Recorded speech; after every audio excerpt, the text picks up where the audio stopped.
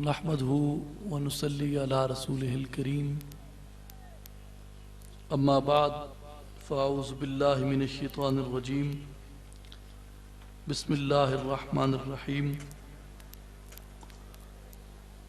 कुल इन कुंतुम तुहिब्बूनल्लाह फत्तबिऊनी युहब्बिबकुमुल्लाह सदक़ल्लाहुल अज़ीम व सदक़ रसूलुहुन नबियुल करीम इन्नल्लाहा व मलाइकतहु युसल्लूना अलन नबी या अय्युहल्लज़ीना आमनू सल्लु अलैहि व सल्लिमू तस्लीमा। तमाम अहबाब व आवाज़ बुलंद पढ़ लें। अस्सलातु वस्सलामु अलैका या सय्यदी या रसूलल्लाह, अस्सलातु वस्सलामु अलैका या हबीबल्लाह, अस्सलातु वस्सलामु अलैका या नूरल्लाह, अस्सलातु वस्सलामु अलैका या मुहम्मदुर रसूलुल्लाह सल्लल्लाहु अलैहि वसल्लम। बे बिस्मिल्लाह इसम अल्लाह दा एवी गहना भारा हूँ हदों बेहद दरूद नबी ते जिस दा एड पसारा हूँ नाल शफाते सरवरे आलम छुटसी आलम सारा हूँ।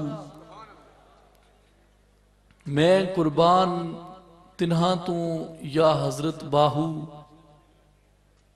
जिन्ना मिलया नबी सुहारा हूँ। वाजिबुल अदब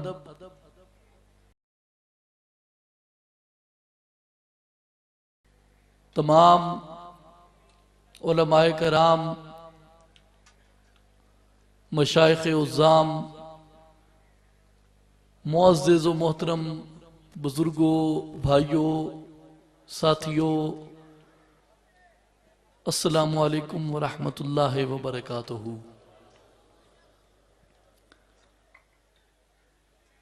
बंदा नाचीज़, सबसे पहले आप तमाम शुरका को, हाज़रीन को, सामईन को, नाज़रीन को यहाँ तशरीफ़ ले आने पे और उर्से मुबारक की इस मुक़द्दस व मोतबर महफिल में शिरकत करने पे दिल की अथाह गहराइयों से खुशामदीद कहता हूँ।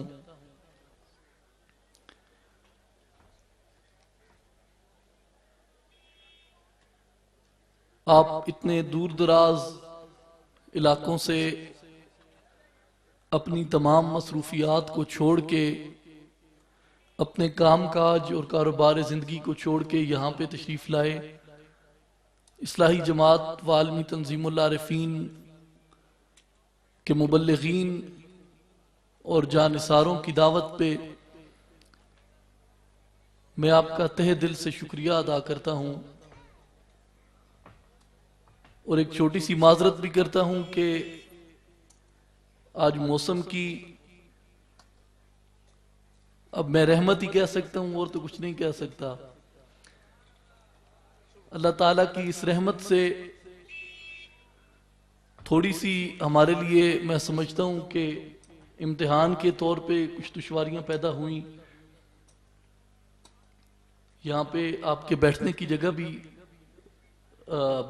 थोड़ी सी नामुनासिब सी हो गई है कि पानी खड़ा हो गया था यहाँ बारिश की वजह से। और फिर बहरहाल मैं इंतज़ामिया का भी इस पे मुबारकबाद पेश करता हूँ इंतज़ामिया को कि उन्होंने बड़ी काविश के साथ और बड़ी दिल लगी के साथ बैठने के काबिल इस जगह को बनाया है। आप तमाम अहबाब इस चीज़ को बखूबी जानते हैं कि आज की ये तकरीब कई हवालों से बड़ी अहम है।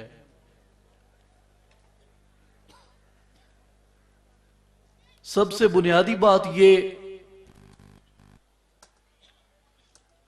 कि ये सुल्तानुल आरिफीन हजरत सुल्तान बाहू रहमतुल्लाह अलैह के आबाओ अजदाद का मस्कन है ये जगह। आपके जद्दे अमजद का मज़ार मुबारक भी सामने है और आपके ही और से मुबारक की निस्बत से ये महफिल भी इनेकात पजीर है और आप इसमें तशरीफ़ लेके आए हैं। सिर्फ यही नहीं बल्कि इल्म इरफान में मुल्क व मिल्लत की खिदमत में सुल्तानुल आरिफीन हजरत सुल्तान बाहू रहमतुल्लाह अलैह के आबाओ अजदाद के इस मस्कन की बड़ी तवील और बड़ी जामे और बड़ी मुफस्सिल खिदमात हैं। और फिर हमारा इस दिन यहां पे इकट्ठे होना, इज्तमाई तौर पे हाजिर होना, ऐसे मर्दान खुद आगाह की खानकाह पे और ऐसे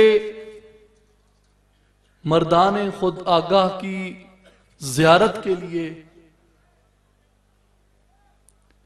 ये यकीनन हम इसे अपनी खुशबख्ती तस्वुर करते हैं कि इस जमाने में, इस दौर में जबकि मादियत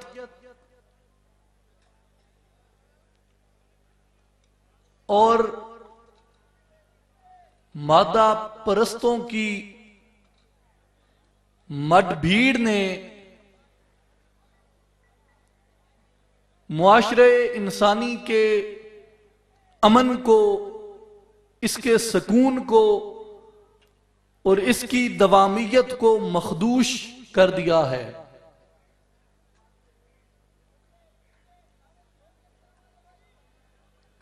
और हर तरफ दुनिया के हर खित्ते में ईमान की कमजोरी,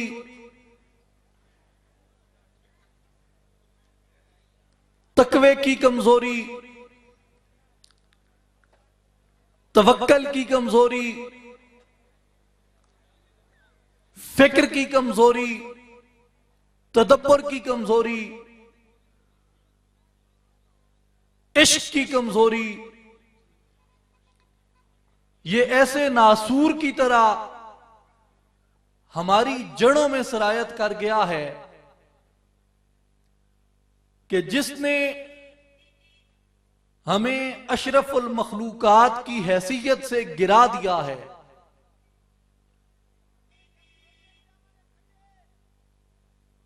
और आप देखें आज दुनिया में हजार हाथ चेहरे, खूबसूरत चेहरे, पर रौनक चेहरे, वो हर हर तरफ आपको मुरझाए हुए नजर आएंगे।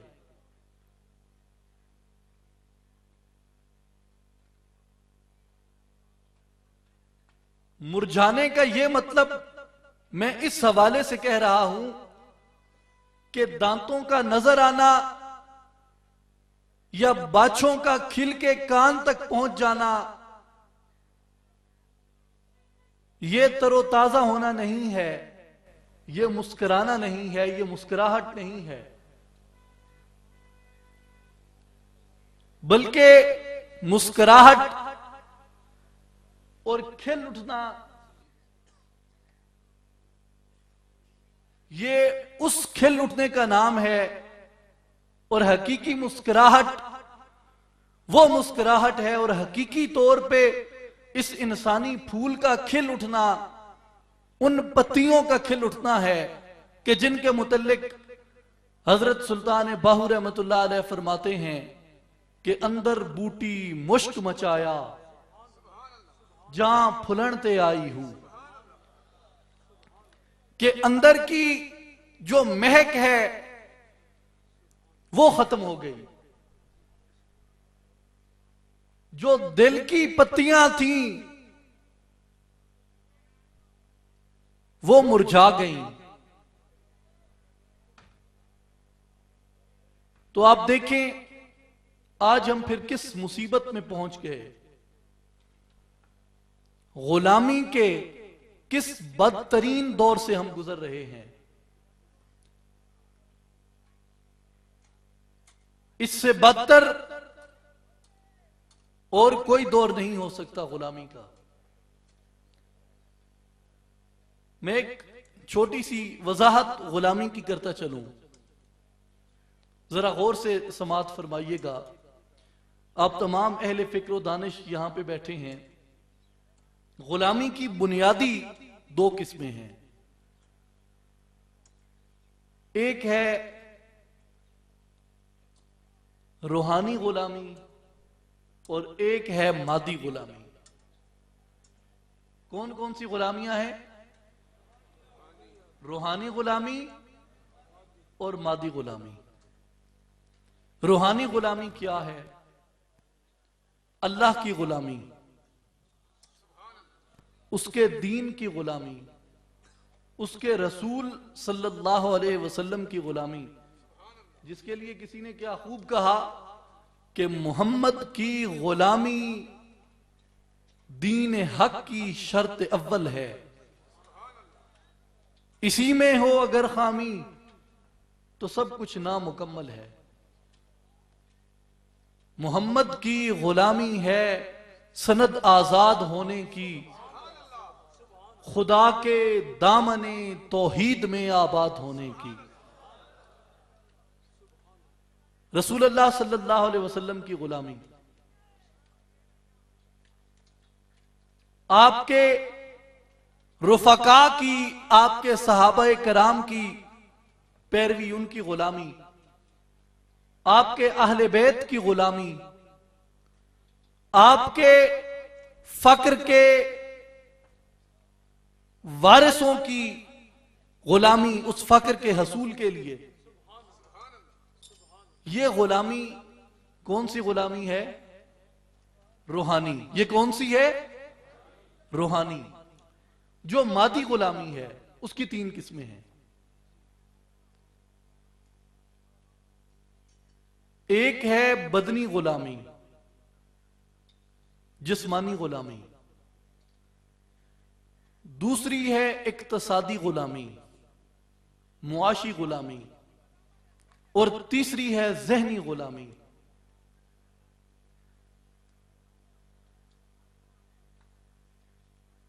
इस जमाने से कबल जिसके मुतल्लिक अल्लामा इकबाल ने कहा कि पुरानी सियासत गरी ख्वार है, जमीन मीरो सुल्तान से बेजार है। वो दौर जब लोगों को जिस्मानी गुलाम बना लिया जाता था, संगल और जंजीर के साथ उन्हें जकड़ के अपने पास रखा जाता था और उनकी इस दुनिया में रहना वो फकत यही था कि वो उस सरदार के पास, उस हुक्मरान के पास, उस बादशाह के पास वो गुलाम हैं। उनकी बीवी भी गुलाम है, उनके बच्चे भी गुलाम हैं, उनके पोते भी गुलाम हैं, उनके पड़पोते भी गुलाम हैं, पड़पोतों के पड़पोते भी गुलाम हैं। ये थी बदनी गुलामी, जिसका दौर अब तकरीबन खत्म हो चुका है। अब दुनिया में शायद कहीं हो, वरना ये बदनी गुलामी खत्म हो चुकी है। अब दो गुलामियां बाकी रह गई हैं, बल्कि शिद्दत पकड़ चुकी हैं। और उन गुलामियों को जब हम देखते हैं तो कमजोर ईमान के साथ कई मर्तबा ये वहम गुजरता है कि यार इससे तो वो बदनी गुलामी बेहतर थी। कादरी साहब, इक्तसादी गुलामी और जहनी गुलामी। इक्तसादी गुलामी कैसे? पिछले 250 साल से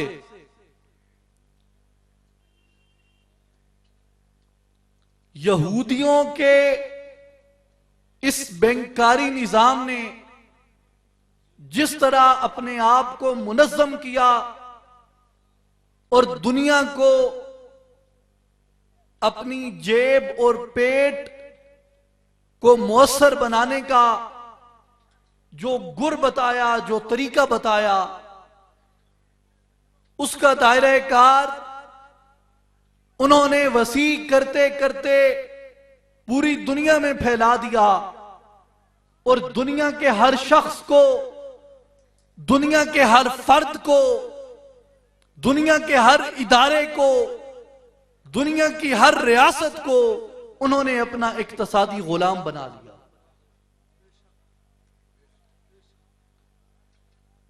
और जिसके नतीजे में 250 साल गुजरने के बावजूद हम सूदखोरी निजाम से निजात हासिल नहीं कर सके, हम सिट्टे के निजाम से निजात हासिल नहीं कर सके, हम कसाद बाजारी के निजाम में धंसते चले गए, हम बिटंग के नाम पे लगने वाले जुए से बजाय इसके कि छुटकारा हासिल करते हम मजीद उसमें धंसते चले गए। हम उस वक्त तक हालत यह इस वक्त हो चुकी है दुनिया में कि चाहे जमींदार है, चाहे किसान है, चाहे सरमायादार है, चाहे किसी मिल का, फैक्ट्री का मालिक है, उसका कारोबार वसी नहीं हो सकता, उसका कारोबार महफूज नहीं रह सकता जब तक कि उसके असासे किसी बैंक में महफूज नहीं। और बैंक उस वक्त तक कानूनी हैसियत नहीं रखता जब तक वो उस मुल्क के स्टेट बैंक के साथ उसका इल्हाक नहीं होता। और स्टेट बैंक किसी भी मुमलिकत का वो उस वक्त तक आलमी कानून के मुताबिक कानूनी नहीं होता जब तक वो वर्ल्ड बैंक के साथ इल्हाक नहीं करता। और वर्ल्ड बैंक को कौन ऑपरेट करता है, मैं उसकी डिटेल में नहीं जाना चाहता। वो बात मुकम्मल एक बैनुल अक़वामी सियासी पहलू बन जाता है कि फ्री मेसन्स बैठे हैं, उनके ऊपर बिल्डरबर्ग बैठे हैं, राउंड टेबल्स उनके ऊपर बैठे हैं, उनके ऊपर 7 यहूदी बैठे हैं जो पूरी दुनिया का सरमायादाराना निजाम चला रहे हैं। वो एक अलग बहस छिड़ जाएगी। लेकिन ये सारी की सारी इक्तसादी जंजीर जो है, अब ये बदनी गुलामी के मुतबादिल के तौर पे उन्होंने इस निजाम को मुतारुफ करवाया कि लोग अब जिस्मानी गुलाम बनना बर्दाश्त नहीं करते, इसलिए जिस्मानी गुलामी का नेमुल बदल हमें चाहिए। और उसका नेमुल बदल वो उन्होंने इक्तसादी गुलामी दे दिया। और बदकिस्मती से मुसलमान मुमालिक भी उसका जवाब न पेश कर सके, उसका मुतबादिल न पेश कर सके। लेकिन इसका यह मतलब नहीं कि ये कर सकते नहीं, न कर सके। क्यों?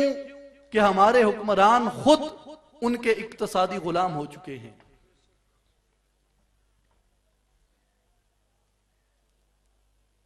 और फिर ये इक्तसादी गुलामी जो है, इसने हमारी इखलाकियात को तबाह बर्बाद करके रख दिया। हत्ता के मुआशरे के शरीफ लोग, मुआशरे के गैरतमंद लोग, वो जमीर फरोशी पे मजबूर हो जाते हैं, वो बदन फरोशी पे मजबूर हो जाते हैं। ये नासूर कहां से घुसा?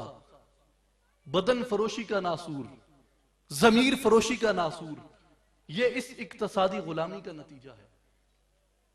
और दूसरी गुलामी जो हमने की वो है जहनी गुलामी। वो कौन सी है? जहनी गुलामी। और जहनी गुलामी कैसे कि उन्होंने हमारे दिमाग को अपना गुलाम बना लिया,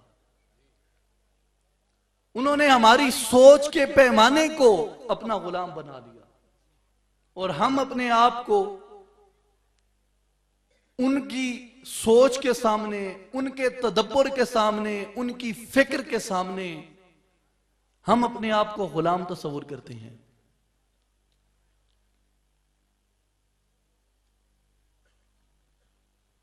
और इस जहनी गुलामी का नतीजा यह निकला है कि आज ये तहजीब मोहम्मदी, तहजीब मुस्तफवी सल्लल्लाहु अलैहि वसल्लम, सकाफत इस्लामी,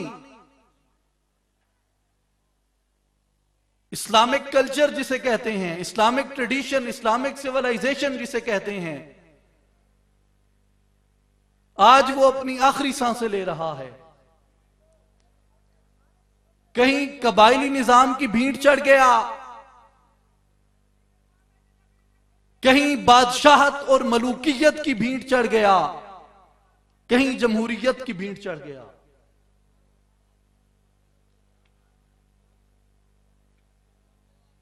जिसका नतीजा आज ये निकल रहा है, हमारी आने वाली नस्लें अपनी तहजीब से, अपनी सकाफत से बेजार नजर आती हैं।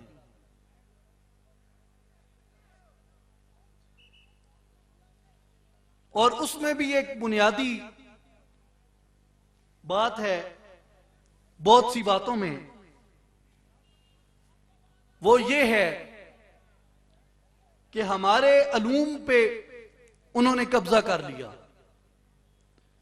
हमारी जो इल्म की दौलत थी, जो हमारे फन की दौलत थी, कहीं वो हमसे चुरा के, कहीं वो छुपा के, और कहीं वो हमसे छीन के ले गए।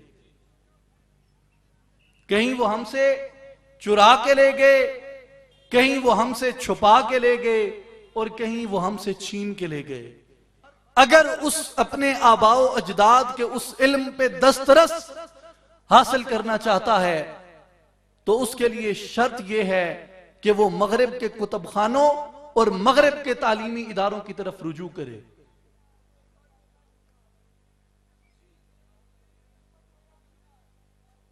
हमारी उस मीरास को वो यहां से मुंतकिल करके अपने पास ले गए, और जब हमारे नौजवान नारे तकबीर, नारे रिसालत, नारे खिलाफत, नारे गौसिया, नारे सुल्तानिया, नारे सुल्तानिया, नारे फक्र, नारे फक्र, बानी इस्लाही जमात।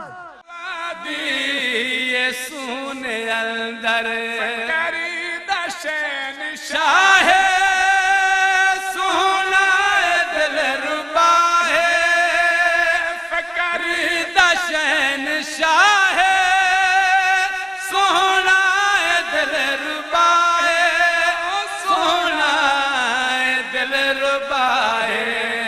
सुल्तान मोहम्मद अली से सबरान कान लाया, सुल्तान मोहम्मद अली से सबरान कान लाया।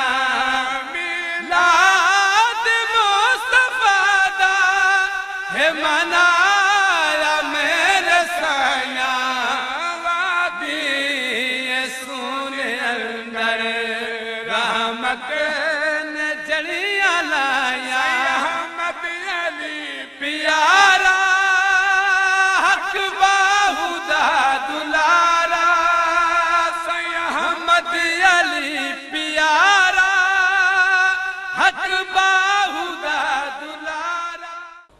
अस्सलातु वस्सलामु अलैका या मुहम्मद रसूलुल्लाह सल्लल्लाहु अलैहि वसल्लम। ये हमारी खुशनसीबी और खुशबख्ती है कि जानशीन सुल्तानुल फ़क्र इमामुल वक्त हज़रत सखी सुल्तान मोहम्मद अली साहब दामत बरकातुहुल आलिया सरपरस्त आला इस्लाही जमात व आलमी तंजीमुल आरिफीन, आप अपनी मसनद सदारत पे जलवा फरमा हैं और हमारी ये खुशबख्ती है कि हम आपके चेहरे अनवर का दीदार कर रहे हैं।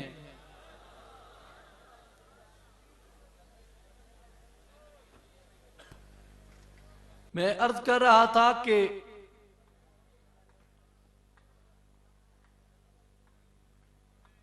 ज़हनी गुलामी इस सतह पे पहुंच गई है कि हमारी अक़दार, हमारी रवायात, उन्हें बुनियाद परस्ती तस्वर किया जाता है और कभी उन्हें दहशतगर्दी तस्वर किया जाता है। इसमें सबसे बड़ा अमल दखल वो हमारी तंग नजरी का है,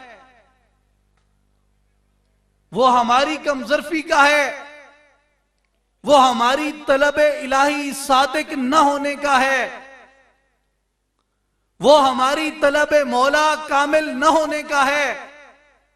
लेकिन इसके साथ साथ उन अक़वाम के इस्लाम के साथ उस तासुब का भी है ये नतीजा जो कई सदियों से मुसलमानान आलम के साथ वो तासुब बरत रहे हैं। हमारी सोच उनकी सोच के ताबे हो चुकी। वो अपने इल्म के मोती, किताबें अपने आबा की, जो देखें उनको यूरोप में तो दिल होता है सीपारा। हमने अपनी वो मीरास वो गंवा दी, जिसके नतीजे में आज हम जलील और रुस्वा हो रहे हैं। एक वक्त था, तारीखी बात है, याद रखें, एक वक्त था जब दुनिया में आलिम होने का मायार यह होता था कि आपको अरबी आनी चाहिए। अगर आपको अरबी आती है, अरबी के अलूम पे आपको कुदरत और दस्तरस हासिल है तो आप आलिम हैं। अगर आप अरबी के उलूम से नाबल्द हैं तो आपको आलिम तस्वुर नहीं किया जाता था। और इन 300 साल में हमारी बेइल्मी ने इस तकाजे को तब्दील कर दिया। अब आलिम का मायार यह है कि जिसे अंग्रेजी आती है, जो अंग्रेजी उलूम के साथ आशनाई रखता है वो इल्म रखता है, जो अंग्रेजी उलूम के साथ आशनाई नहीं रखता वो साहिब इल्म तस्वुर नहीं किया जा सकता। एक जमाना था जब यही मायार अरबी जुबान के मुतल्लिक था। आज मैं यहां पे बात करता हूं साइंस की, अल बैरूनी की, कि जनाब अल बैरूनी ने यह कहा, अल बैरूनी का यह फार्मूला था, अल बैरूनी ने यह चीज इजाद कर दिया, अल बैरूनी ने यह कह दिया। तो वो कहते हैं जनाब क्या आपको आइंस्टाइन के बाद साइंस के इनकलाब का नहीं पता कि क्या इनकलाब आ चुका है? आप किस जमाने की फरसूदा और किस दकियानूसी जमाने की बातें आप कर रहे हैं? हम उन इजादात में और उन उलूम में खिरत की ये गुलामी हमारे हिस्से में आ गई और इस खिरत की गुलामी ने हमें इस बदतरीन दौर में फेंक दिया कि मुसलमान के साथ मुतहारब है, मुतसादिम है, मुसलमान के खून का प्यासा है। इसीलिए अल्लामा इकबाल रहमतुल्लाह अलैह ने यह बगावत का दर्स दिया, यह बगावत का दर्स दिया कि जवानों को पीरों का उस्ताद कर, खिरत को गुलामी से आजाद कर।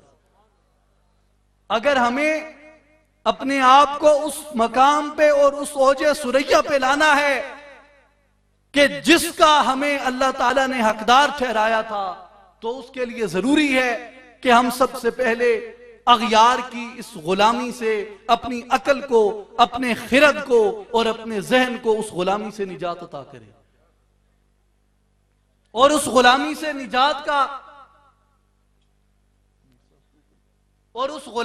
निजात का जो तरीका है वो हमारे पास क्या है। इस दुनिया में दो अक़वाम हैं, एक कौम मुसलमान है और दूसरी कौम गैर मुस्लिम है। गैर मुस्लिमों के मायार अपने होंगे, वो अपने हिसाब से सोचेंगे, लेकिन हम जब बहैसियत मुसलमान अपने आप को उस मकाम इज्जत पे और उस मकाम अज़मत पे देखना चाहते हैं, तो उसके लिए हमें कुरान से रुजू करना होगा। इलाहुल आलमीन, कौन सा ऐसा तरीका हो सकता है कि हम तेरी बारगाह के अंदर, हम तेरे हुजूर में काबिल इज्जत हो जाएं, हमें तेरी बारगाह से वो अजमत नसीब हो जाए और हम तेरी उस मोहब्बत के हकदार ठहरें जो तू जिंदा कौमों के साथ मोहब्बत किया करता है। तो अल्लाह ताला ने हमारी ये इल्तिजा जब रसूलुल्लाह सल्लल्लाहु अलैहि वसल्लम आपकी जुबान मुकद्दस से सुनी और हमारी ये सदाएं जब गुंबद खिदरा से टकराई और वहां से अल्लाह ताला ने यह जवाब दिया कि ऐ महबूब सल्लल्लाहु अलैहि वसल्लम, इन लोगों को फरमा दो जो आपसे ये सवाल करते हैं, मुसलमाना चुरा फारन दुसारन, इनको ये फरमा दो, इन कुंतुम तुहिब्बून अल्लाह, अगर तुम ये चाहते हो कि अल्लाह तुमसे मोहब्बत करे, अगर तुम अपना शुमार ऐसी जिंदा कौमों में लेना चाहते हो कि जिन कौमों से अल्लाह मोहब्बत फरमाता है, जिन कौमों को अल्लाह ताला अक़वाम आलम पे फतह और नुसरत अता फरमाता है, जिन कौमों को अल्लाह ताला इस दुनिया के अंदर इज्जत और अजमत के मनासिब पे सरफराज फरमाता है, इलाही फार्मूला क्या है, वो कुलिया क्या है, वो हुक्म क्या है जिसकी हम तामील करें। कहा ए महबूब, इनसे फरमा दें फत्तबिऊनी, तुम मेरी इत्तिबा करो, युहिब्बुकुमुल्लाह, अल्लाह तुमसे मोहब्बत करेगा।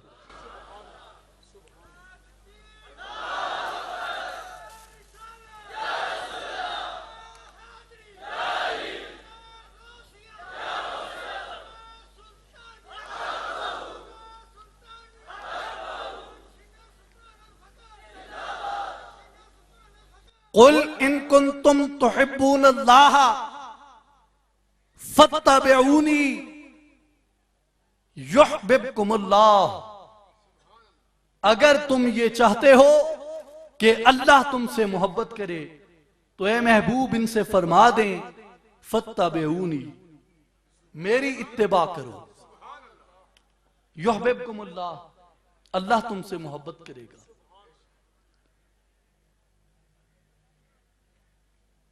रसूल सल्लल्लाहु अलैहि वसल्लम की इत्तिबा का हमारे पास आज क्या मायार है।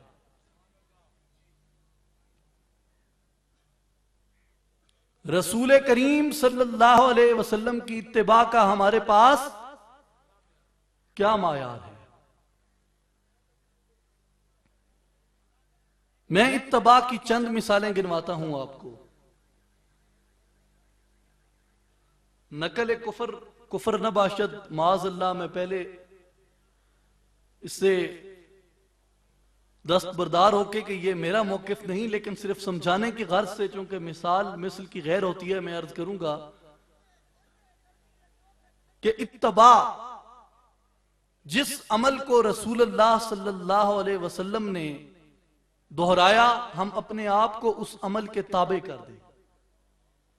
इत्तिबा है किसी चीज के ताबे हो जाने का नाम।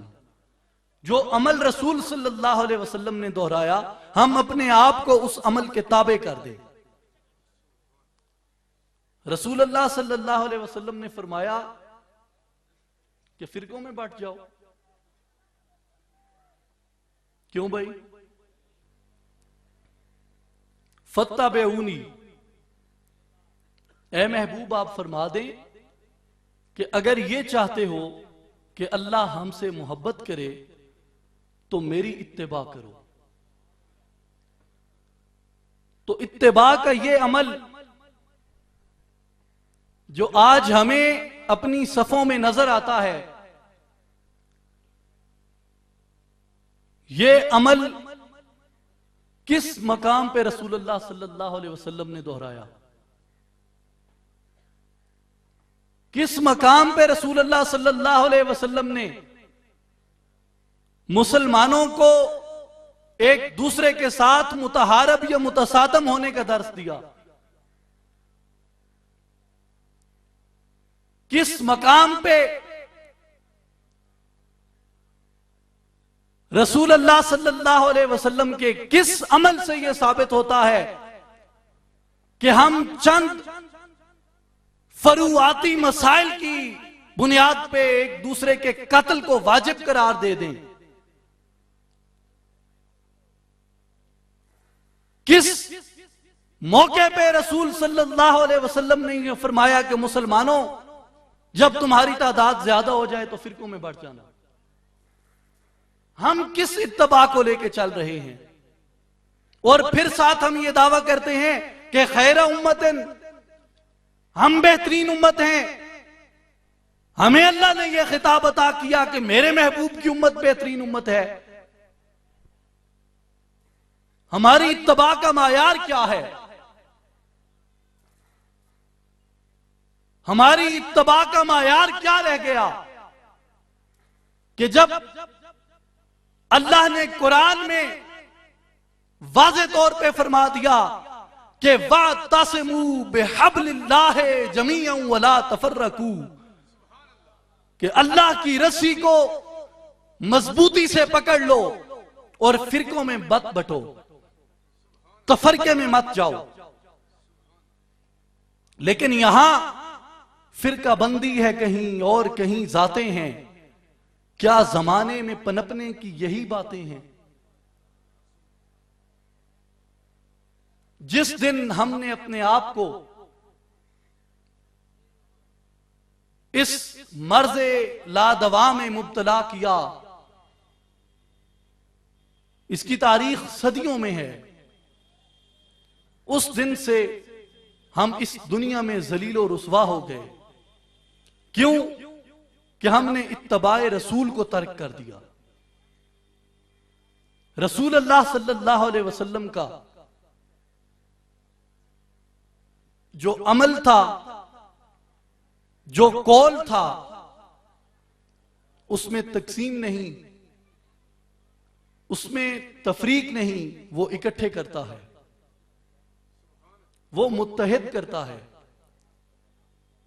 और हम इसको किसी भी सूरत कैसे तस्लीम कर लें कि ये इत्तबा का पहलू है कि मैं सुन्नी हूं, वो शिया है, वो वहाबी है, वो देवबंद है, वो फलां है, वो फलां है, वो फलां है। हम किस सीरत के किस बाब से इस चीज को अखज करते हैं?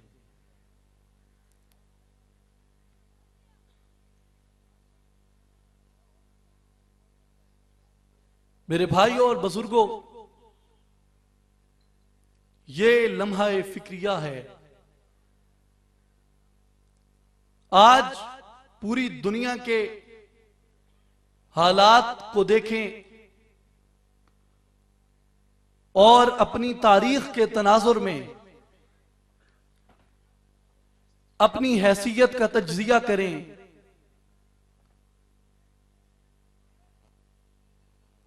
तो ये दौर अब पहलू बदलने का है, ये दौर अब करवट लेने का है, ये दौर अब बेदार होने का है। अपने आप को फिरकाबंदी की जंजीरों से आजाद करने का यह वक्त है और हकीकी मानों में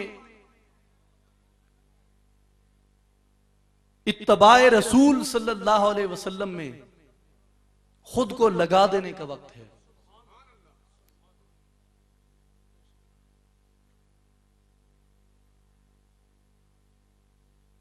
और ये देखें कि अगर ये अमल हम दोहराएंगे तो हमारी इज्जत और हमारा वकार वो इस दुनिया में बुलंद रहेगा। जब हम इस अमल से अपने आप को दूर कर देंगे तो सुरैया से जमीन पे आसमाने हमको दे मारा, हम गिर गए, हम जलील हो गए, हम रुसवा हो गए। और फिर इसमें एक खास बात की तरफ मैं आपकी तवज्जो दिलाऊंगा कि रसूलुल्लाह सल्लल्लाहु अलैहि वसल्लम आपने हमेशा जिस बात पे अपनी तवज्जो मरकूज फरमाई वो फर्द था कि फर्द की इस्लाह से ही मुआशरे इंसानी की इस्लाह मुमकिन है। अगर फर्द इस्लाह याफ्ता है तो मुआशरा इस्लाह याफ्ता होगा, लेकिन अगर फर्द मुंतशिर है, फर्द इस्लाह याफ्ता नहीं है, तो मुआशरा इस्लाह याफ्ता नहीं हो सकता। जैसे हकीमुल उम्मत अल्लामा इकबाल ने भी कहा कि अफराद के हाथों में है अकवाम की तकदीर, हर फर्द है मिल्लत के मुकद्दर का सितारा। तो तमाम अंबिया किराम उन्होंने भी इसी रस्म और इसी तरीके को अपनाया कि फर्द को अपनी नजर करम का मुस्तहिक समझा और फर्द की इस्लाह फरमाई और फर्द के मकाम को, फर्द के रुतबे को इस दुनिया में वाज़े किया। बल्कि सिर्फ अंबियाए किराम ने ही नहीं, खुद रब्बे जुल जलाल ने, खुद खालिक कायनात ने फर्द के, हजरत इंसान के मकाम को तख्लीक इंसानियत के पहले दिन वाज़े फरमाया। मैं अक्सर इस बात को दोहराता हूं कि आप देखें, जब हजरत आदम को मसनद पे जलवा फरमा किया और हुक्म फरमाया कि ये मेरा नायब है, ये मेरा खलीफा है, इसके सामने सजदा रेज हो जाओ,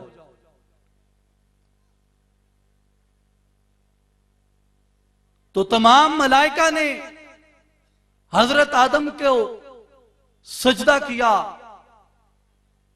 लेकिन अज़ाज़ील ने सजदे से इनकार कर दिया। तो उस इनकार से दो फिक्रें जन्म लेती हैं। चूंकि सबसे पहले सजदा जिब्रील अमीन ने किया था और वो फरिश्तों के सरदार ठहरे, मलाइका के इमाम ठहरे, इसलिए एक फिक्र को हम नाम देंगे फिक्र जिब्रील का।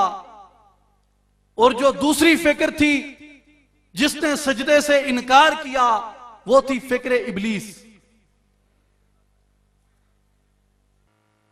और फिक्र जिब्रील की तरफ देखें कि जिन्होंने सबसे पहले सजदा किया आदम के वजूद को, उनकी फिक्र क्या थी?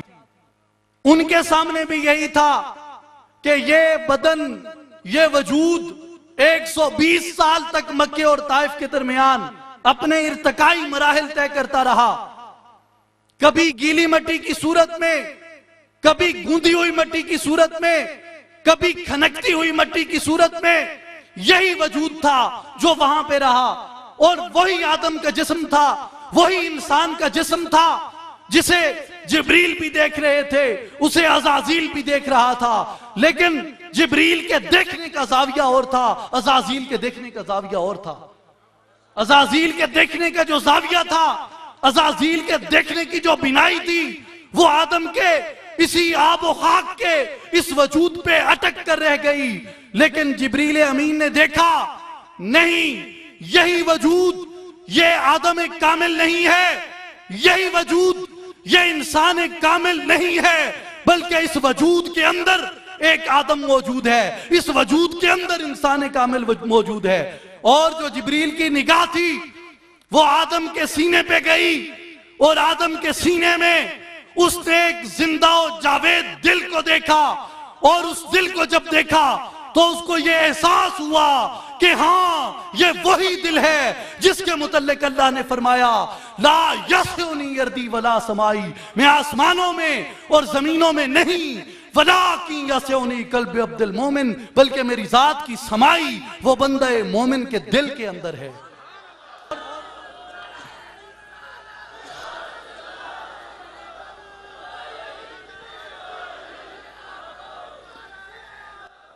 और जो जिब्रील अमीन की निगाह थी वो आदम के दिल पे गई, वो यहां तक नहीं ठहरी, उसने देखा कि ये आदम का सीना है, इस सीने में आदम का दिल है, और आदम के दिल में अल्लाह ताला की जात का जलवा है।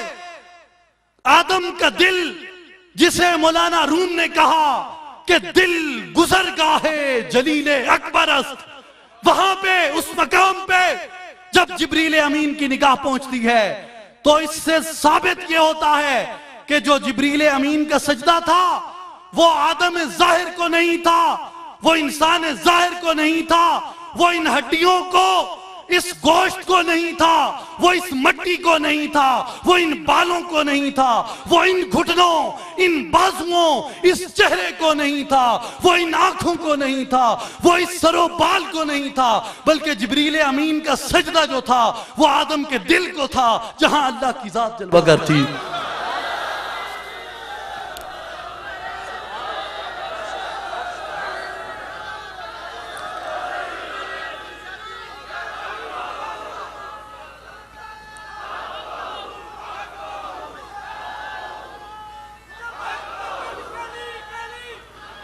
और देखें,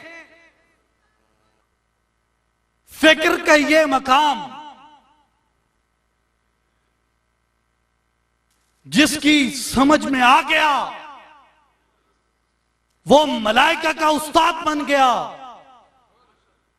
वो सिदरा का खतीब बन गया, वो बैतुल मामूर का इमाम बन गया।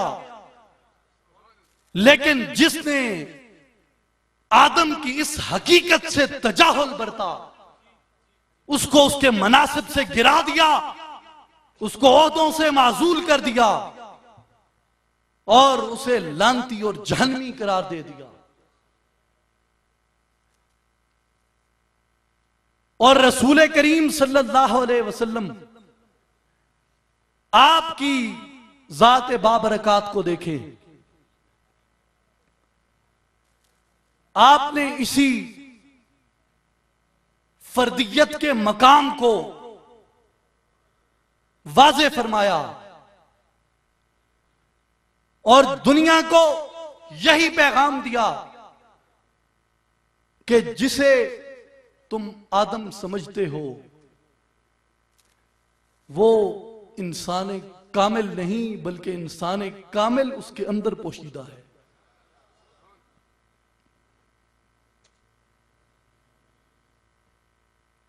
और आपने बिला तखसीस, बिला तफरीक, बिला तकसीम इस हकीकत को वाज़े किया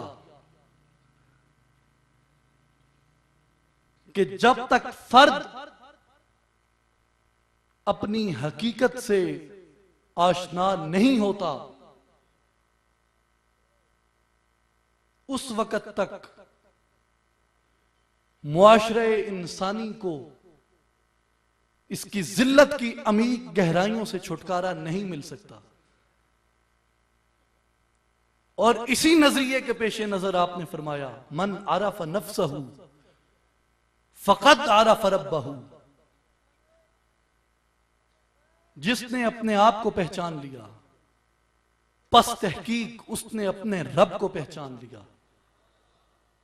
क्यों कि अल्लाह ताला की जात का डेरा वो हजरत इंसान का दिल है। और आप देखें कि मुसलमान जो इस नजरिए पे यकीन रखता है कि हां ये मेरी हकीकत नहीं जो मेरी इन जाहिरी आंखों के सामने है, बल्कि तेरे जमानों मकां और भी हैं, जो इस बात को तस्लीम करता है और इसका कायल है और इसकी तरफ माइल है। और फिर आप देखें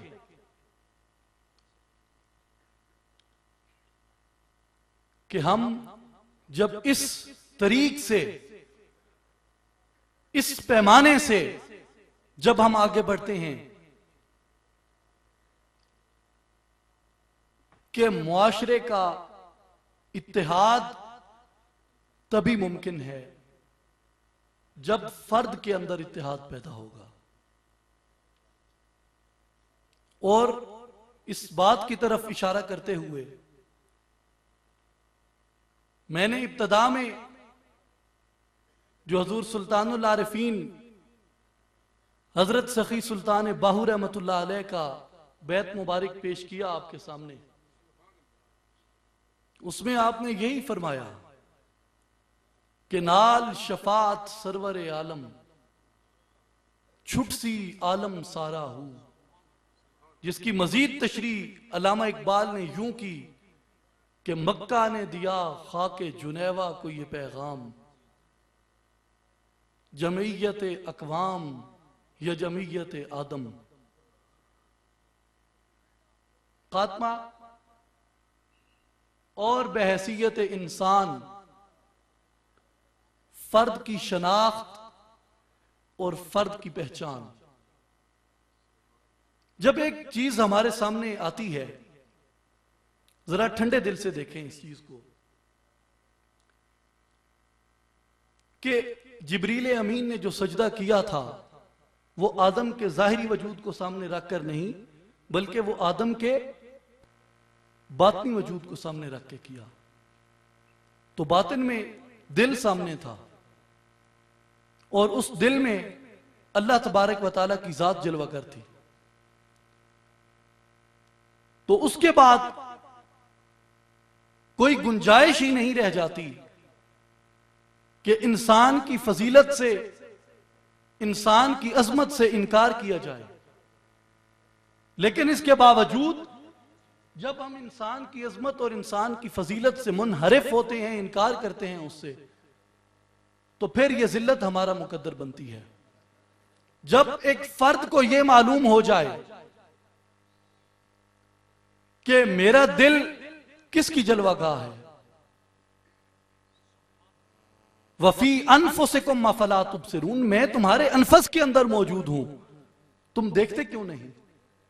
कुरान में अल्लाह का फरमान है, हदीस कुदसी में फरमाया कि मैं आसमानों और जमीनों में नहीं समाता, बल्कि मेरी जात की समाई वो बंदे मोमिन के दिल में है। ए तन रब सचेदा हुजरा विच पा फकीरा जाती हूं, अपने मन में डूब कर पाजा सुरागे जिंदगी। जो अल्लाह ताला की जात का डेरा है, जो अल्लाह ताला की जात की जलवागाह है, वो हजरत इंसान का दिल है। और जब हमारे ऊपर यह हकीकत वाज़े होती है कि इंसान का जो दिल है ये अल्लाह तबारक व तआला की जात का डेरा है, ये अल्लाह ताला की जात की जलवागाह है, तो आप मुझे बताएं फिर उसके बाद इंसान की कदर कीमत और इंसान की अजमत और फजीलत फिर उस फर्द की निगाह में क्या होगी। जिसको अपना यह इस्तिखलास नसीब हो गया कि मेरे अंदर कौन मौजूद है,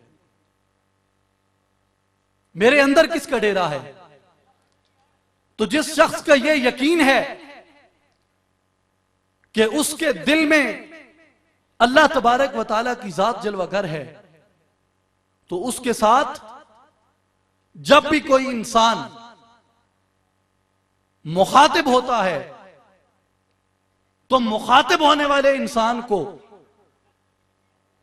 तो जिस फर्द को अपनी ये शनास नसीब हो जाती है, ये आशनाई नसीब हो जाती है कि मेरा दिल किसकी जलवागाह है, तो उसके बाद उसकी नजर में इंसान का वकार और इंसान की फजीलत क्या उभरती है। फिर बंदे का जो नजरिया है और उसकी जो सोच है वो इस बात के ऊपर आ जाती है कि नहीं, मैं सिर्फ खाक का एक पुतला नहीं हूं,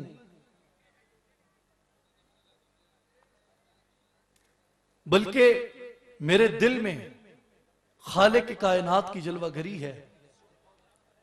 तो फिर उससे जब कोई भी मुखातिब होता है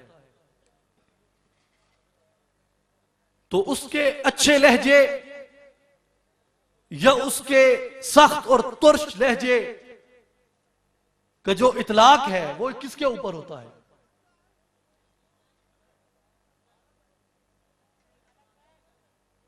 वो किसके ऊपर होता है? आप देखिए, मैं एक दुनिया की एक मिसाल आपको देता हूं कि एक जमींदार है, उसका एक मुजारे है, मुजेरा है उसका, तो दूसरे जमींदार के जो मुजेरे हैं या उसके जो मुलाजमीन हैं या उसके जो नौकर हैं, वो पकड़ के उस जमींदार के उस नौकर की पेंटी लगा देते हैं, वो उसको मारते पीटते हैं।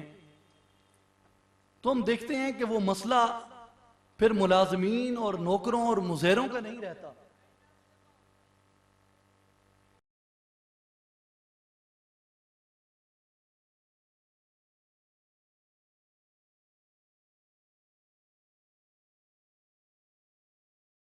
ना का मसला बना देते हैं कि हां भाई कुछ भी हो, नौकर तो मेरा था, कुछ भी हो नौकर तो मेरा था, कुछ भी हो मुलाजिम तो मेरा था, लिहाजा ये मेरी अना का मसला है। इसने क्यों उस पे हाथ उठाया है?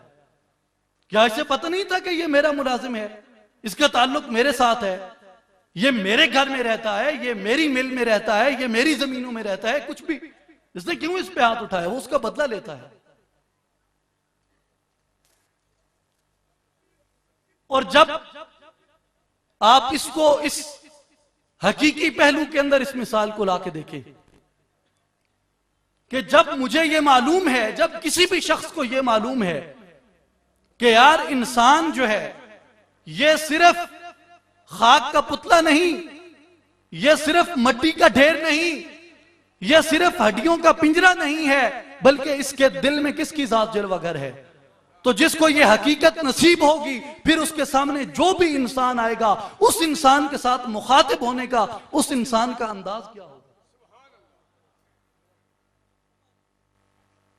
फिर जब यह हकीकत उसको पता चलती है, जब यह आशनाई उसको नसीब होती है, तो उसके बाद जब वो किसी को बुरा भला कहने लगता है तो फौरन उसके ज़हन के अंदर यह ख्याल आता है कि नहीं, मैं अगर इसको बुरा भला कहूंगा तो इसके दिल में कौन मौजूद है, मेरी वो बात किसको जाके चैलेंज करेगी। मैं किसी को गाली देना चाहता हूं, मैं किसी के साथ मुनाफिकत करना चाहता हूं, मैं किसी के कत्ल का मंसूबा बनाना चाहता हूं, मैं किसी पे बहतान लगाना चाहता हूं, तो वो सारा अमल दोहराने से पहले मेरे सामने यही आएगा कि ये इंसान है और इसका जो दिल है ये रब्बे कायनात की जलवागाह है, और अगर मैं इसके खिलाफ कोई साजिश करता हूं, अगर मैं इसके खिलाफ कोई जहर उगलता हूं, तो बुनियादी तौर पे वो जहर मैं किसके खिलाफ उगल रहा हूं, मेरी उस गाली का तखातुब कौन है,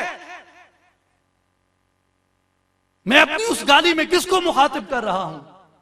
फिर उसको ये अंदाजा होता है, और जब भी वो किसी इंसान पे अपनी जुबान दराज करना चाहता है, उसकी जुबान खुद ब खुद उस खौफ इलाही से रुक जाती है। वो किसी पे हाथ दराज करना चाहता है, उसका हाथ वहीं पे रुक जाता है। वो किसी पे दिमाग दराज करना चाहता है, उसका दिमाग वहीं पे रुक जाता है। लेकिन ये चीज उस वक्त इंसान को नसीब होती है, और इंसान उस वक्त इस अमल पे पूरा उतर सकता है कि जब इंसान को इंसान के मकाम के मुतल्लिक आशनाई नसीब हो जाए। तो जिनको आशनाई नसीब हुई तो वो फिर ये कह गए कि अब आदमी कुछ और ही मेरी नजर में है, जब से सुना है यार लिबासे बशर में है। अगर हकीकत उल्फत से बाखबर होते, फरिश्ते आरज़ू करते कि हम बशर होते। लेकिन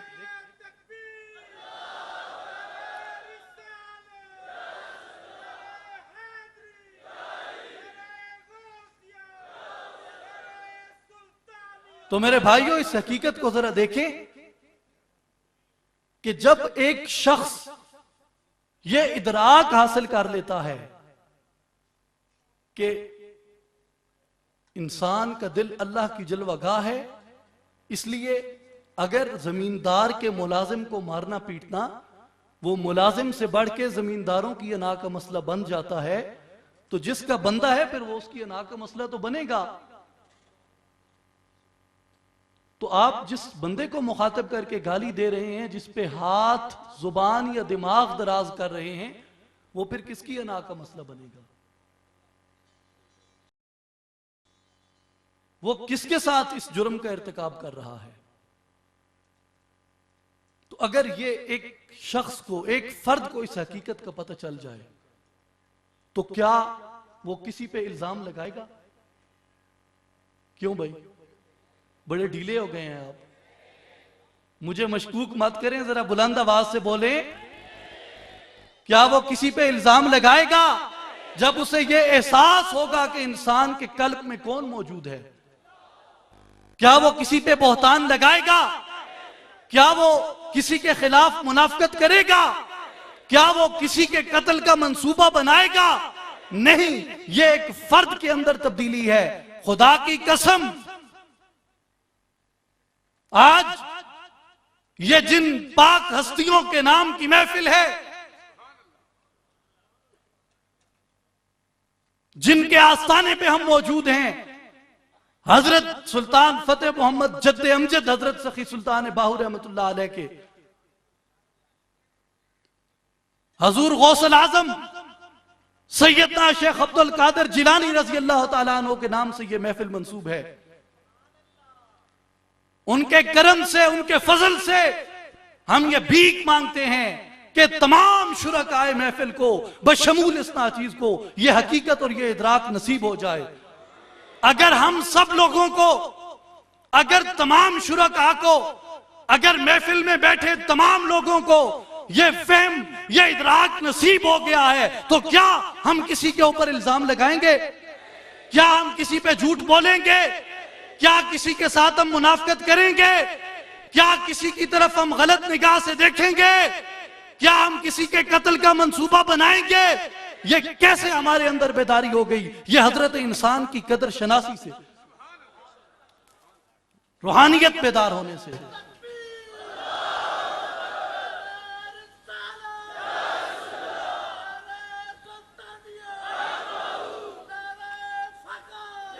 और देखें कि ये एक फर्द की बात थी, फर्द से एक महफिल तक वुसअत इख्तियार कर गई। अगर इसी बात को फत्तबिऊनी रसूलुल्लाह सल्लल्लाहु अलैहि वसल्लम की इत्तबा के तहत कि फर्द के अंदर इस रूहानी इस्तिखलास को बेदार किया जाए, और इसे मजीद अगर वुसअत दे के देखें तो जिस जिला में हम मौजूद हैं, जिला खुशाब, अगर जिला खुशाब के एक एक बासी के जहन में, एक एक रहने वाले के दिलो दिमाग में अगर ये इदराक वाज़े हो जाता है, ये हकीकत खुल जाती है कि ये खाक का ढेर नहीं, ये गुजरगाहे जलील अकबर है, तो क्या इस पूरे जिले के अंदर कहीं झूठ होगा? आप फिर खामोश हो गए हैं, नहीं आवाज पूरी नहीं आई अभी। क्या होगा कहीं झूठ? कहीं किसी इंसान पे बोहतान लगेगा? कहीं मुनाफकत होगी? किसी के कत्ल का मंसूबा बनेगा? किसी की तरफ गलत निगाह से देखा जाएगा? यह इस्लाह कैसे हो गई? हकीकत बेदार होने से, रूह के बेदार होने से, कल्ब की अहमियत उजागर होने से। और इसको मजीद वुसअत दें। अल्लाह ताला इसे तमाम आफात और तमाम बहरानों से महफूज रखे। हमारे इस मुल्क के खुदादाद को अगर इस हकीकत को, इस फहम को, इस बात को, बल्कि इस नजरिए को, इस सोच को, इस अमल को, इस तदब्बर को, इस फिक्र को खुदा करे कि आज जिनके नाम से ये महफिल मंसूब है, उनके तवस्सुत से हमारी ये दुआ अल्लाह ताला की बारगाह में शर्फ कबूलियत इख्तियार करे और पाकिस्तान के तमाम वासियों को, पाकिस्तान के तमाम रहने वालों को अगर इस हकीकत का इदराक हो जाए और वो इस अमल के ऊपर पाबंद हो जाएं कि हां ये इंसान जो है ये हड्डियों का ढांचा नहीं है, बल्कि ये अल्लाह ताला की जात की जलवागाह है, तो क्या इस पूरे पाकिस्तान में किसी पे बोहतान लगेगा? देखें आप ज्यादती कर रहे हैं। नहीं, ऐसे नहीं, बाआवाज़े बुलंद कहें, क्या किसी पे बोहतान लगेगा? क्या पूरे पाकिस्तान में, इस पूरे अर्ज़े पाक में कहीं मुनाफकत होगी? कहीं किसी की तरफ मैली निगाह जाएगी? कहीं किसी के कत्ल का मंसूबा बनेगा? कहीं किसी की इज्जत को उछाला जाएगा? नहीं। क्यों नहीं? इसलिए कि फर्द की इस्लाह हो जाएगी और कल्ब की हकीकत पता चल जाएगी।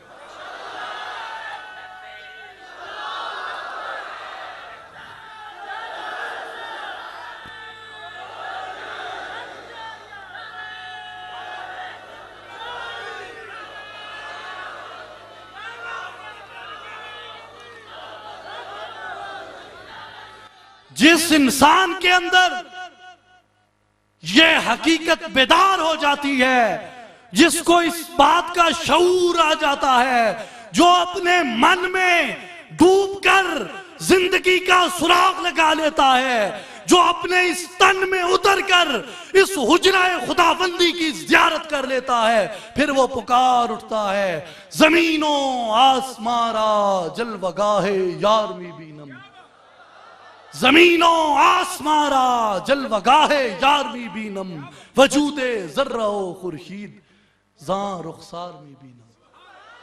मेरे भाइयों और मेरे दोस्तों और मेरे बुजुर्गों, आप जिस तंजीम के दावत पे यहां पे तशरीफ लाए, उस तंजीम का नाम आपको मालूम होगा, इस्लाही जमात व आलमी तंजीमुल आरिफीन व आलमी तंजीमुल आरिफीन। हमारा दायरा कार इस्लाह का दायरा कार, दावत का दायरा कार, वो सिर्फ और सिर्फ मुरीदीन, मोतकदीन और मुतवस्सिलीन सुल्तानुल आरिफीन हजरत सुल्तान बाहू तक महदूद नहीं। वो सिर्फ अहले सुन्नत वल जमात लोगों तक महदूद नहीं,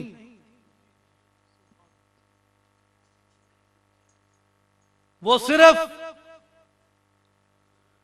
कलमा गो मुसलमानों तक महदूद नहीं, बल्कि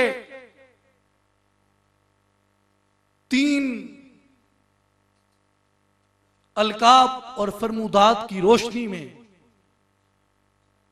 हर के तालिब हक बवद मन हाजरम। ये जिस शहनशाह के चौखट की खाक अपने माथे पे सजा के ये जमात निकली है, उनकी ये दावत है कि हर के तालिब हक बवद, दुनिया में कहीं भी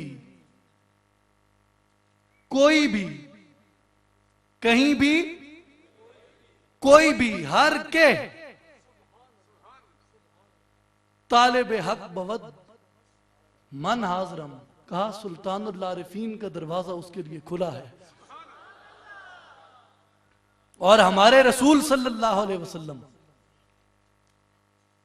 सिर्फ रहमतुल लिल मुस्लिमीन नहीं, रहमतुल लिल आलमीन, रहमतुल लिल आलमीन। और हमारा अल्लाह, हमारा रब, वो सिर्फ रब्बुल मुस्लिमीन नहीं, वो रब्बुल आलमीन है। तो ये इन तीन निस्बतों से आलमी तंजीमुल आरिफीन है। और इसकी दावत का, इस्लाह की दावत का जो दायरा कार है वो सिर्फ खित्ता पाकिस्तान तक नहीं, बल्कि वो तमाम आलम इंसानियत है। और यही बात जिसका इतलाक हम सोच रहे थे इस अर्ज़ पाक के ऊपर, अगर इसी हकीकत को कि कल्ब, दिल, इंसान का दिल अल्लाह की जलवगाह है,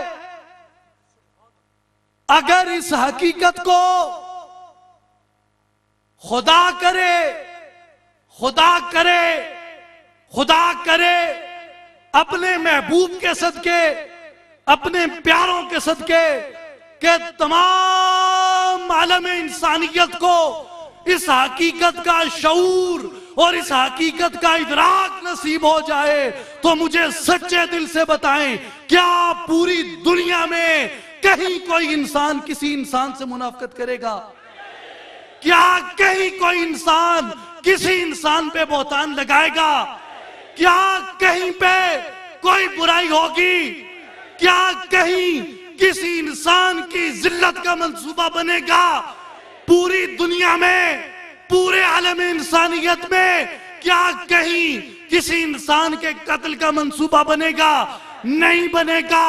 मेरे भाइयों, मेरे दोस्तों, इसीलिए सूफियाए कराम ने, औलियाए कराम ने इसी बात का चर्चा किया है। और आज उन्हीं पैगामात को लेके, आज हजरत सुल्तानुल आरिफीन के उसी पैगाम को लेके ये जमात निकली है कि खुदारा ए इंसान, अपनी उस हकीकत से आगाही हासिल कर ले, अपनी उस हकीकत से आशना हो जा। यही तेरे गमों का मदावा है और यही तेरे मर्ज की दवा है। और मेरे भाइयों, इस हकीकत को याद रखें कि अगर इस दुनिया में जब भी परचम मुस्तफा इस पूरे कुर्रा अर्ज पे साया फगन होगा, तो वो दिन होगा जिस दिन इंसान अपनी उस हकीकत से आशनाई हासिल कर लेगा।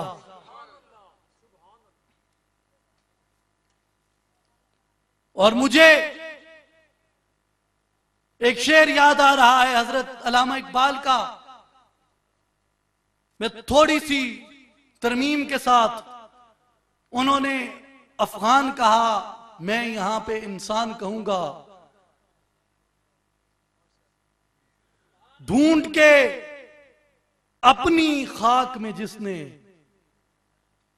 ढूंढ के अपनी खाक में जिसने पाया अपना आप, उस बंदे की दहकानी पे सुल्तानी कुर्बान, अपनी खुदी पहचान ओ गाफिल इंसान।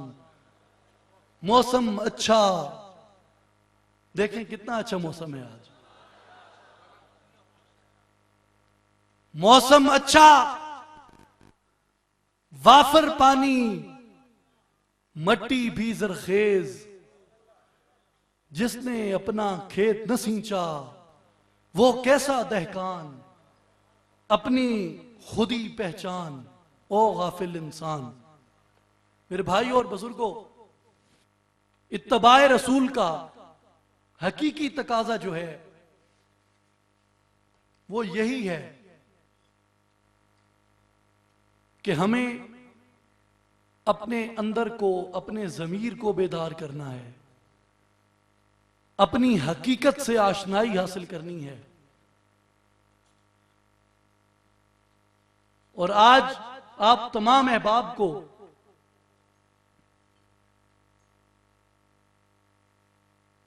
मैं ये गुजारिश करता हूं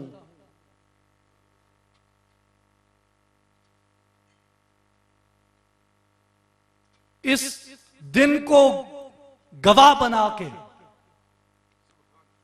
और आपकी अपनी इस मौजूदगी को गवाह बना के कि जब आपने कुरान और हदीस और औलियाए कराम की तालीमात को निजामे हयात तसव्वुर और तस्लीम करते हुए अपना हाथ बुलंद किया कि हां, यही इस दुनिया के गमों का मदावा है और यही इस दुनिया के अमराज की दवा है। क्या आप अपने इस सेहत पे कायम हैं कि यही हकीकत ही इस इंसानी मुआशरे को जुल्मत और जहालत के घटाटूप अंधेरों से निकाल के इंसानियत का भरम और इंसानियत की अजमत अता कर सकती है? क्या आप अपनी सेहत पे कायम हैं? तो फिर मैं आपको ये गुजारिश करता हूं, इस्लाही जमात और आलमी तंजीमुल आरिफीन दरबार आलिया हजरत सखी सुल्तान बाहू रहमतुल्लाह अलैह का एक अदना सा खादिम और कासिद होने की हैसियत से यह जिम्मेदारी अर्ज करता हूं कि आप अपने खलूस का मुजाहिरा करें, अपने साथ, अपने घर वालों के साथ, अपने बच्चों के साथ, अपनी आने वाली नस्लों के साथ, अपने अजीजों अकारब के साथ, अपने वालिदैन के साथ, अपने दोस्त अहबाब के साथ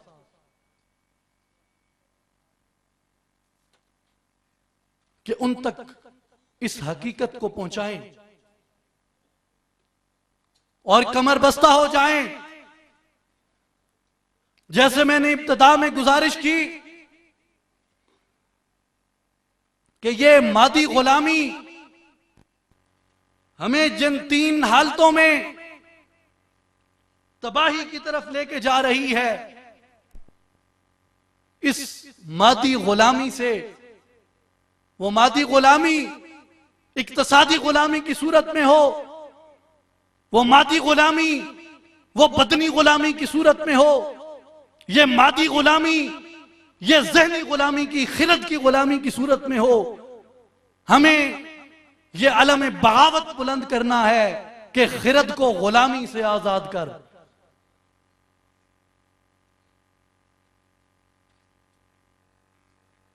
तो मैं ये आपसे गुजारिश कर रहा था कि इस पैगाम को आप आगे लेके बढ़ें और कमर बस्ता हो जाएं कि जिस तरह ये मादी गुलामी हमारे मुआशरे को तबाह और बर्बाद कर रही है, मगरिब की सकाफतें इखलाकी तौर पे अपना स्कोर 0 कर गई और हमारा स्कोर बतदरीज नीचे आ रहा है इखलाकियात का, हमारी सकाफत का, हमारे कल्चर का, हमारी तहजीब का। इससे छुटकारा इसी सूरत में मुमकिन है कि हम अपने आप को जुल्मत और जहालत के उन अंधेरों से निकाल लें। अगर हम नहीं करेंगे तो याद रखें, हमारी आने वाली नस्लें हमारी कब्रों को हमारा गरेबान तस्वर करके पकड़ेंगी कि तुमने हमारी इस्लाह के लिए क्यों नहीं कुछ किया था। आने वाले कल को देखें, गुजरने वाला आज मत बिताएं, आने वाले कल के लिए जिएं कि कल आपकी नस्लों को क्या चीज दरकार है, कल उन्हें किस चीज की जरूरत है।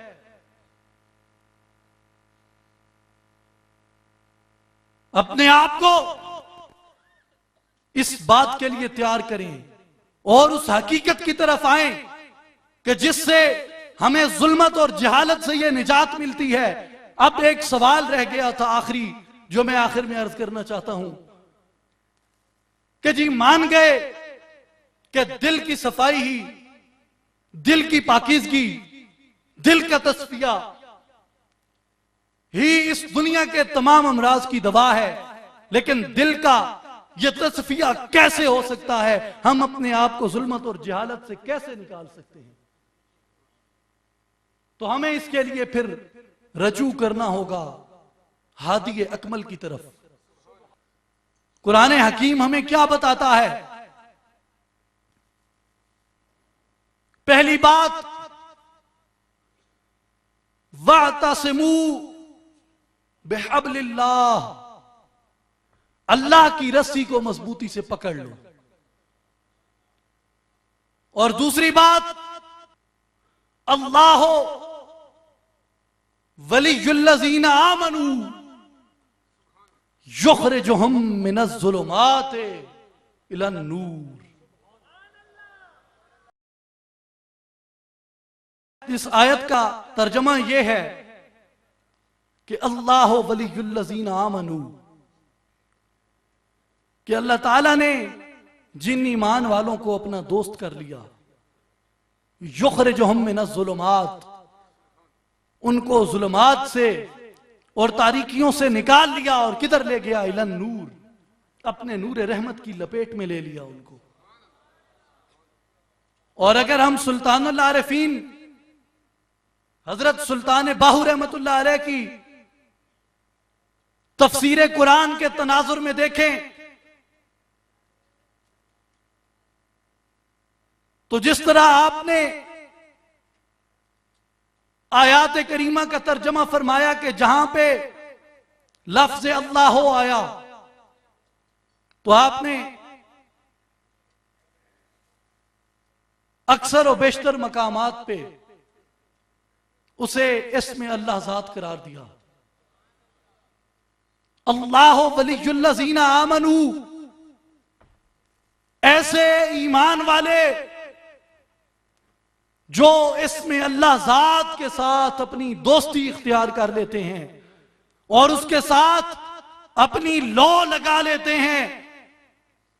इसमें अल्लाह ज़ात उनका ऐसा दोस्त बन जाता है, युखरिजुहुम मिनज़्ज़ुलुमात, जो उनके दिल से जुल्मत को और तारीकियों को खत्म कर देता है, इलन नूर, और उन दिलों के अंदर नूर रब्बानी को भर देता है।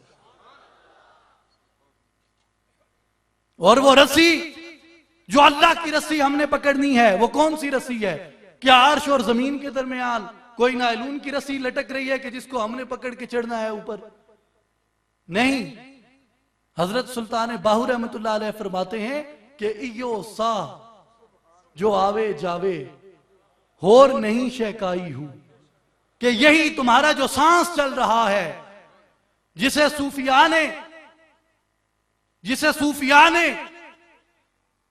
चरखा भी कहा, गेड़ा भी कहा, इसी सांस को हजूर सुल्तानुल आरिफीन अल्लाह की रस्सी करार देते हैं कि अंदर सांस जाए तो भी अल्लाह के जिक्र और तसव्वुर में, अगर सांस बाहर आए तो भी अल्लाह के जिक्र और तसव्वुर में।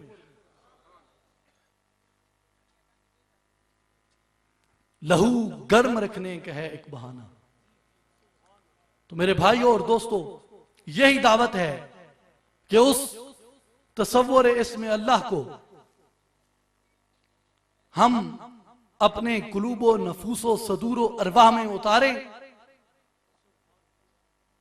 और अपने दिल को वो हयात जावेदां अता करें, ताकि हमें इंसान की वो हकीकत नसीब हो और इस दुनिया में जो इंसानी मुआशरे का तवाजुन है हम उसको बरकरार रख सकें, हम उसको बैलेंस कर सकें। और मैं एक बार फिर आप तमाम अहबाब का तहे दिल से मशकूर हूं कि आप तशरीफ लाए, और ये दावत भी साथ साथ अर्ज करूंगा कि जिसकी गवाही आपने अपने खलूस दिल से दी, इस पैगाम को दुनिया के कोने कोने में पहुंचाने के लिए और अपनी आइंदा नस्लों तक पहुंचाने के लिए जो अहद आप हजूर सुल्तानुल आरिफीन की रहमत के इस साए में करके जा रहे हैं, इस अहद पे आप कारबंद रहें और इस पैगाम को आगे पहुंचाने में आप जिस कदर आप आगे बढ़ सकते हैं, आप लोगों को इस हकीकत का इदराक अता करें। मैं इन्हीं दुआया कलमात के साथ इजाजत चाहूंगा।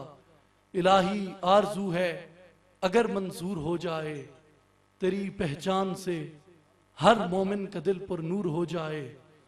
तू गनी अज हर दो आलम मन फकीर, रोज महशर उज़्र हाय मन पजीर। वर हिसाबम रात बीनी नागुजीर, अज निगाहे मुस्तफ़ा पिन्हा बगीर। वाखिर दावाना अनिल हम्दुलिल्लाहि रब्बिल आलमीन।